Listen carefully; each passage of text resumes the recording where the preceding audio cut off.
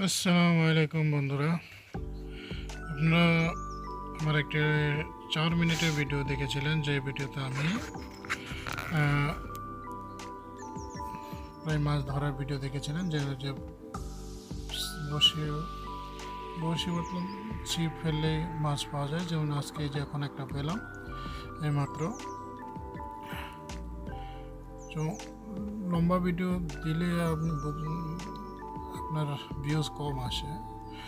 এখন তো মানুষ লম্বা ভিডিও দিতে চায় না, তো লম্বা ভিডিও আসলে দিলে এটা